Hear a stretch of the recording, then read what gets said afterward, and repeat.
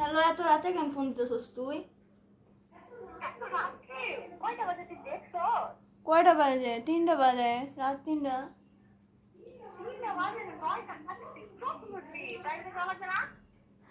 কি আর 9টা বাজে? কি করস তুই?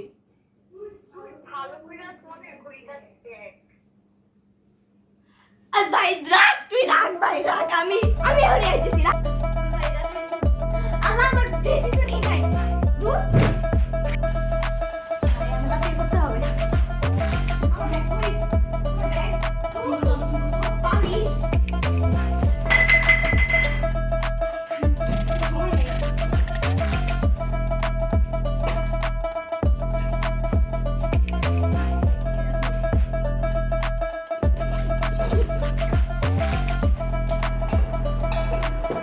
এই কই যাস? খায়া যা। আমারই নাই, আমার সময় নাই।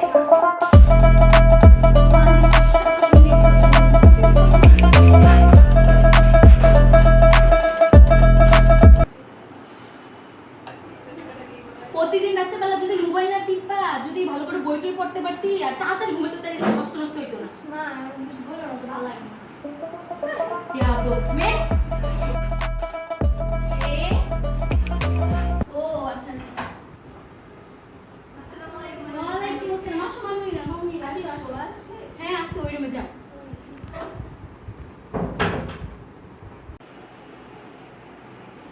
কি অবস্থা? সমস্যা কি আমার বলতো? তোর হাত ধরতে কিছুই বুঝতেছি না, তোর সমস্যাটা কি হয়েছে? কি আসলেই। কি তুই যাকেই দেখি তাকেই আননোন পার্সনকে মেসেজ করিস। আমার মামাতো বোনকে তুই চিনিস? না, চিনতাম না, পরে জানতে পারছি তোর মামা তো বোন। কেন, কি হয়েছে? তুই সব সময়, তোকে আমি অনেকদিন ধরে খেয়াল করতেছি, তুই আননোন পার্সনদের সাথে শুধু শুধু কথা বলিস। এর জন্য তুই একদিন অনেক বড় একটা বাস খাবি।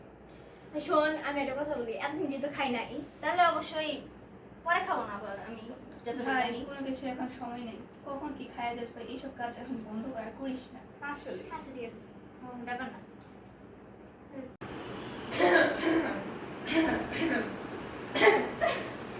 মা, কি করছো? মোবাইল কি ছিল? যে মোবাইল ছিল নাকি? মোবাইল চালাচ্ছ? পড়ালেখা কেমন হচ্ছে? এটা ভালো ছিল, ভালো। সামনে এক্সাম আছে, ভালোভাবে পড়াশোনা করবে। আমি চাই একটা ফাটাফাটি রেজাল্ট করবে। ইনশাআল্লাহ। তারপরে আমি তোমাকে একটা বড় সারপ্রাইজ দেবো, ঠিক আছে? কিন্তু আমি ইদানিং লক্ষ্য করছি তুমি ফোন একটু বেশি চালাচ্ছ, এটা একদম ঠিক নয়। কেমন? বাবা, ঠিক আছে। আচ্ছা ঠিক আছে, আচ্ছা ফোন রেখে পড়তে বসবে খেয়ে দিয়ে, ঠিক আছে? আর ঠিক মতো প্রাইভেটের পড়াগুলো কমপ্লিট করবে, পরীক্ষাগুলো ভালোভাবে দিবে, ঠিক আছে? আমি একটু বাহিরে যাচ্ছি। আচ্ছা বাবা। বাবার ভোটার আইডি কার্ড তো আমার কাছে আছে, ছবিটা এখনই পাঠিয়ে দিই।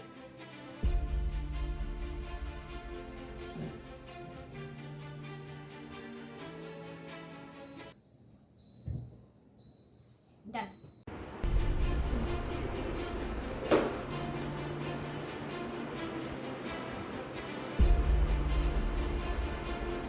আবার যে কে কল দিল, আল্লাহ। হ্যালো, আসসালামু আলাইকুম। ওয়ালাইকুম সালাম, কে বলছেন? জি, আমি আব্দুল্লাহ আল মাহমুদ বলছি। আপনি কে?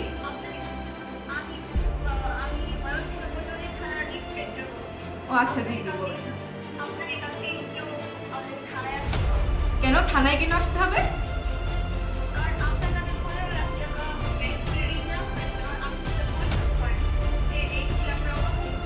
15 লাখ টাকা আমি কবে লোন নিলাম ব্যাংক থেকে, আমার তো ঠিক মনে পড়ছে না। আপনি একটু আবার ভালোভাবে চেক করে দেখুন তো।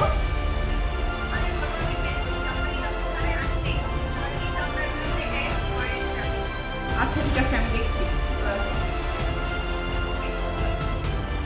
নাম্বারটা চেক কার? 15 লাখ টাকা আমি কোথায় নিলাম, কবে নিলাম, দিনকাল যে কি পড়েছে। শর্মা, ও শর্মা, কই তুমি, আসো। কি হয়েছে? আমি আর কি ব্যাংক থেকে 15 লাখ টাকা লোন নিয়েছি, ইন্সপেক্টর সাহেব কল দিয়েছে কোথায় থাকবে। কি হয়েছে আমি তো কিছুই বুঝতেছি না। আমি তো কিছু বুঝছি না।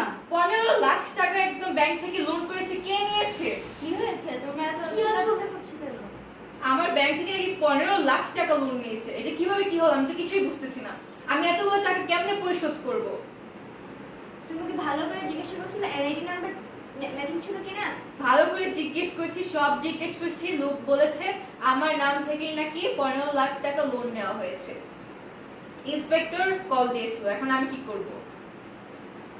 আসলে বাবা, বলতে গেলে আমি মানে একটা লোক বলছিল যে বৃত্তির জন্য একটা অফার দিয়েছিল, ওটার জন্য তোমার এনআইডি নাম্বার চেয়েছিল, এনআইডি ভোটার আমি দিয়েছিল, আমি সেই ছবি পাঠিয়েছিলাম। এখন সে এখন কথাই আমার সাথে বলে না।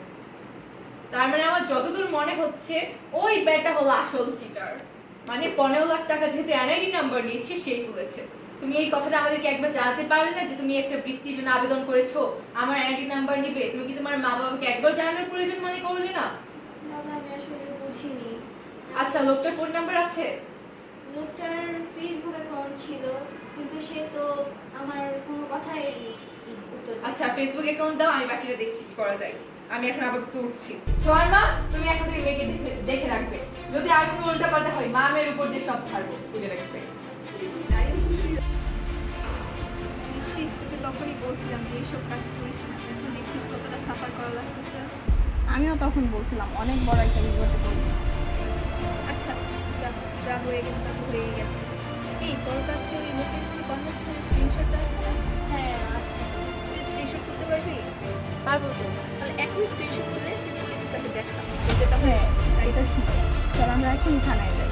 আচ্ছা, তোরা ওয়েট কর, আমি 5 মিনিটে রেডি হয়ে আসতেছি। আচ্ছা। মতের পানি তাহলে আমরা আসি। আরে তুমি খেয়ে যাও, একটু আসতে দিতে বসো। যে আজকে এসে করা লাগবে না। আরে তুই আরে, খেতে বসছিস কেন? খেতে বসছো বেটি, খেয়ে যাচ্ছি, বসো। খেয়ে যাই। বসো বসো, বসতে হবে। আরে বসো। তুমি খাও, আমি আর তোর খাবে, আর খাওয়া লাগবে না। মেয়ের আসতে দিয়ে খেয়ে যাক, আমি একটু আগে বাড়ি থেকে আসছি। এসে যাবো, কি হয়েছে? এই যা। চল, চল। বাড়ি থেকে আসছি। এখন সময় নেই না। তুই খাইতে বসছিস এখন? আয়। ওরা তো খেতে পারবি, আয়। আমি আয়, তুই তাহলে থাক, তুই চল। আমি বাড়ি থেকে আসছি। সকালে সালমান, দুপুরে ফখরুলে, সঙ্গে বৈঠক, মার্কিন দল। এই সব দেশব করতেছি রাজনীতি আর রাজনীতি। আমার পুলিশ অফিসার হয়ে কোনো কাজই করবো, এর চেয়ে ভালো এয়ারফোর্সে যেতাম, পাইলট করতাম। স্যার, আসি? আসো। স্যার, আপনি যে বলেছিলেন আব্দুল্লাহ আল মাহমুদের একটা মামলার হ্যাঁ হ্যাঁ, আব্দুল্লাহ আল মাহমুদের একটা মামলার কথা বলেছিলাম। হ্যাঁ। তো আপনারা কি ওনার জন্য এসেছেন? হ্যাঁ, জি। আপনারা কি হন ওদের? আমি হলাম তার মেয়ে। মূলত আসলে ঘটনাটা হচ্ছে একটা আচ্ছা, আপনি একটু বসুন, তারপর কথা বলছি। জি। আপনারা আইতে চেয়ে হ্যাঁ, এখন কি হয়েছে কাহিনী সব আমাদেরকে খুলে বলেন, তারপর আমি দেখছি কি ব্যবস্থা করা যায়। আসলে হচ্ছে মূলত একটা ফেসবুক অ্যাকাউন্ট ছিল, টিচার ছিল উনি একজন। ওনার অ্যাকাউন্ট থেকে আমার কাছে মেসেজ আসে, ওনার সাথে অনেকদিন কথা হয়। কথা হওয়ার পরে হঠাৎ সে বলে তাদের স্কুলে একটা বৃত্তির আয়োজন করা হচ্ছে, মেধাবী শিক্ষার্থীদের করার কথা বললেন। তখন আমি তাকে বললাম কি কি দরকার আমি দিতে চাই। তখন সে বললো যে বাবার এনআইডি ছবি দিতে। তখন আমি এনআইডি ছবি দিয়েছি, দেওয়ার পরে ওনার সাথে অনেকক্ষণ কথা হলো। হওয়ার কয়েকদিন পর ওনাকে মেসেজ দিই, সিন করে রিপ্লাই দেয় না, পরে হঠাৎ ব্লক মারলো আমাকে। ব্লক দেওয়ার পরের দিনই আপনি আমার বাবাকে কল দিয়ে এটা জানালেন যে আপনি। আমরা তো তদন্ত করে পেয়েছিলাম থেকে ব্যাংক থেকে বলা হয়েছে একসাথে 15 লাখ টাকা লোন নেওয়া হয়েছে, কিন্তু এটা কোনোভাবেই বৈধ নয় যে একসাথে 15 লাখ টাকা লোন নিবে। স্যার, আমার বান্ধবীর কিন্তু কোনো দোষ নেই, আপনার যেগুলো হোক স্যার ওকে নির্দোষ করুন। আচ্ছা, আমি দেখছি, এখন দোষ নেই। আচ্ছা, লোকটার আইডেন্টিটি এবং ডিটেইল ইনফরমেশন আমাকে দেন। আমার কাছে আর কোনো detail- প্রুফ আছে কিনা? জি জি জি, এই যে স্যার, অবশ্যই স্ক্রিনশটগুলো স্যার প্লিজ একটু দেখে নিন।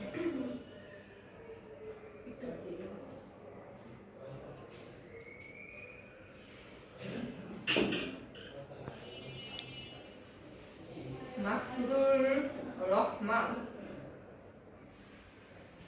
কোন school? Anjuman boys high school, maybe নেটগ্রো। Yes.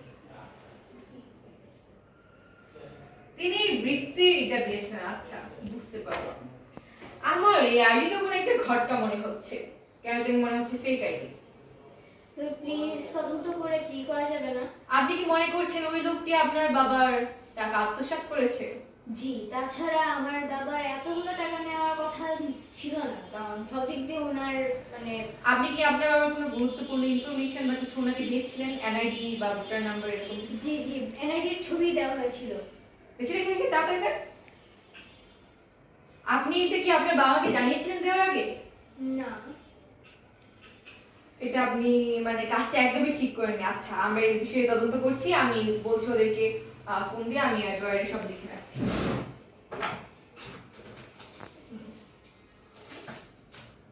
আচ্ছা, মাকসুদুর রহমান, আঞ্জুমান বয়েজ স্কুল।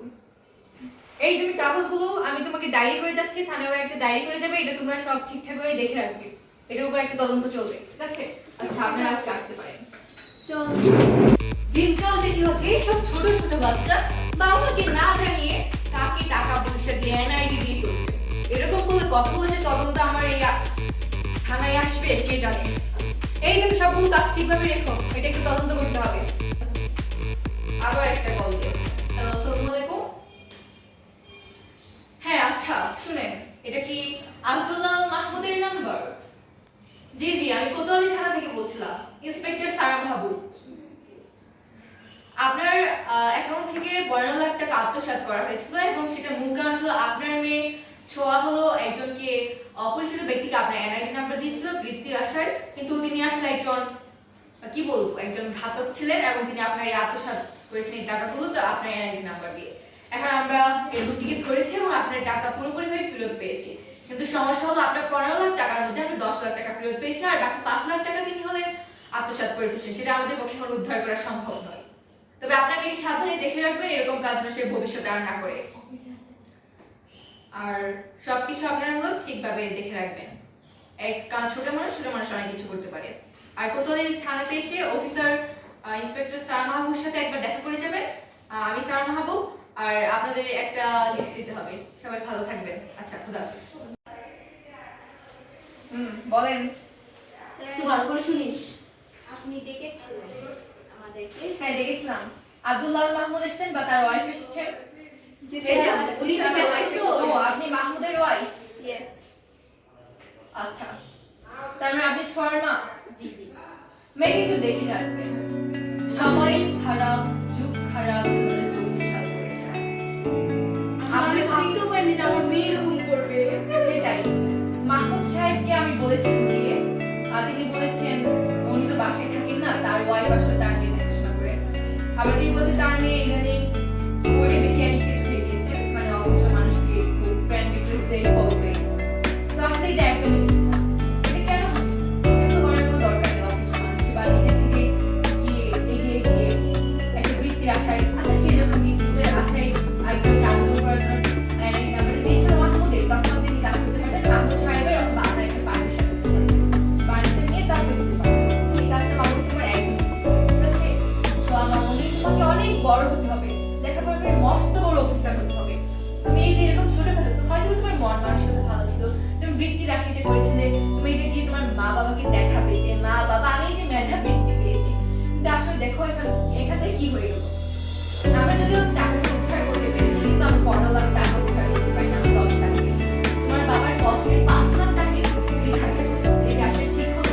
বলো। আর তার মানে আমাদেরকে এখন এইসব নিয়ে খুব সচেতন হবে, সাইবার নিরাপত্তা নিয়ে আসলে সচেতন হতে হবে। তাই আমি বলবো সাইবার নিরাপত্তা আপনারা বুঝুন, আমাদেরকে সাইবার নিরাপত্তা নিয়ে সচেতন হতে হবে। কেননা এই সাইবার নিরাপত্তা নিয়ে যদি আমরা সচেতন না হই, আজকাল এই ইন্টারনেটের যুগ আমাদের পুরো জীবনটাকে ধ্বংস করতে পারে। আজ হয়তো 15 লাখ টাকা নষ্ট করেছে, একদিন দেখা যাবে যে আমাদের পুরো ভবিষ্যৎ নষ্ট করে দিতে পারে, আমাদের পুরো জীবনকে নষ্ট করে দিতে পারে। তাই তো আমাদেরকে এই দিকে আরো সচেতন হতে হবে। তাহলে আমরা যে আজকে এই পত্রিকায় যা যা দেখতে পাচ্ছি সাইবার নিরাপত্তা নিয়ে কত অঘটন, তাহলে এগুলো অবরোধ করতে থাকবে। আমাদেরকে আরো সচেতন থাকবে, স্মার্ট বাংলাদেশকে একদম সাইবার নিরাপত্তার আওতামুক্ত করে একটা সুন্দর এবং বঙ্গবন্ধুর স্বপ্নের সোনার বাংলাদেশ করে তুলতে হবে। চলুন আমরা সবাই একসাথে দাঁড়িয়ে এক শপথ করি। আসুন আমরা সাইবার নিরাপত্তা সম্পর্কে সচেতন হই এবং অন্যকে সচেতন করি। ধন্যবাদ।